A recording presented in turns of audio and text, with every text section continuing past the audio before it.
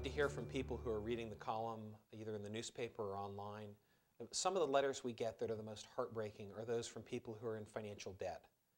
And they're scared, they don't know what to do, they don't know how to get out of debt. What I'd like to talk to you about today is the steps it takes to get out of debt. Now, the first thing is that this is a very serious problem, and it's going to take some work. I would say for the people that we help to get out of debt, maybe half can do it and half can't. So this requires you to really face into the fact that getting out of debt is a serious prospect and not a small prospect. In fact, for people who have average credit card debt over a long period of time, they are losing $1 million. They are actually paying more in fees and expenses than it would cost to build $1 million in wealth. So the opposite of money makes money is that debt makes more debt, and the debt just gets more and more serious. Now, I know that the biggest problem you have is probably not just the debt, it's the fear and destruction that it's causing in your life. You're afraid to answer the phone, you're afraid to buy things, you're afraid to face into people, you're afraid to face your spouse, you're afraid to face your family, and you don't know what to do. So the first step in debt is to determine if you can pay your debt off. Now, a lot of people think, no, I have to pay my debt off because that's an obligation. And I just wish there was something that would make it all go away. There is something that makes it all go away, and it's called bankruptcy. So you need to determine whether or not bankruptcy is the right option or paying off your debt is the right option. If you cannot pay off your debt in the next 2 or 3 years, bankruptcy is the right option. And given the evil in the world, this is not the worst thing.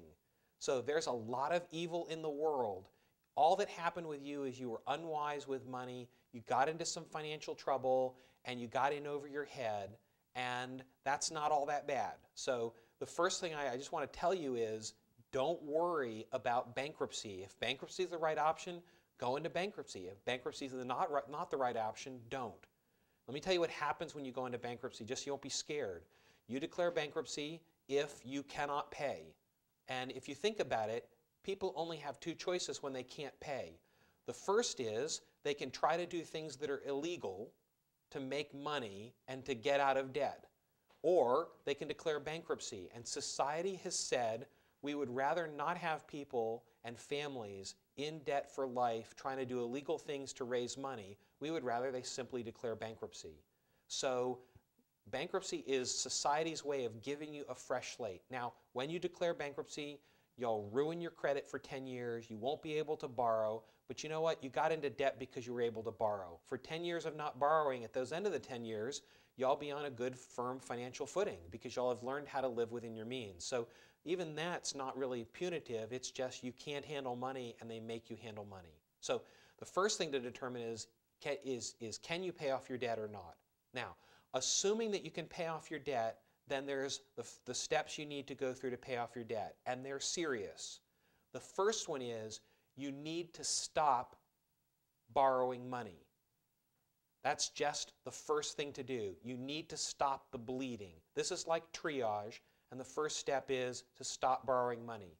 So the first thing you do is you take all of the credit cards, you cut them up, you burn them, you give them to a friend and say, I'm going to ask you for these back in a week. Do not give them to me. Just make sure I can't get a hold of them. And then every day, 1 day at a time, you pay cash. Now, I can already hear you saying, but I can't pay cash. I don't have enough money in the bank. That's the whole point. You don't have enough money in the bank and you can't pay cash. That's what caused the problem in the first place. So we have to learn to live within our means, and we have to learn to make the right choices. And those choices can't be made if you can pull a credit card out and break the bank. I can hear you again, but it's less convenient when you have to pay cash. And when I go to the grocery store or I go to the gas pump, I just swipe the card. It's very easy. Well, studies have shown that credit cards are so much easier, we spend 2.5 times as much with a credit card as we do with cash. You're trying to spend less, and so we're trying to make it difficult to spend money. So not only do you have to pay cash with it, but say this, you have to pay cash with it, recite all the presidents of the United States and the Gettysburg Address standing on your left foot. That will make it difficult for you to spend money, and that's the whole point. We're trying to make it difficult to spend money. So just like one of the first step of dieting is to write down everything that you spend or everything that you eat. The first step of having a budget is to write down everything you spend. And dieting is a pain in the neck because you have to write down all the calorie counters and all that kind of stuff. Well, we're trying to make spending difficult, so we want you to write down everything that you spend, and that way it makes it more difficult. And that way, when you think about buying something, you'll think, well, do I really want to recite the president standing on my left leg and write down what I've spent? No, it's just not worth it. And because it's not worth it, you won't spend it. And I can hear you now, but I deserve nice things. I deserve some of this. I work really, really hard, and I deserve to enjoy some of this money. Yes, but you deserve financial peace of mind even more. You deserve to not be living in fear of opening the mail and having some credit card company call you because you're broke. You deserve to live in having enough money in the bank to do whatever you want to do. And the only way that's going to happen is to stop spending.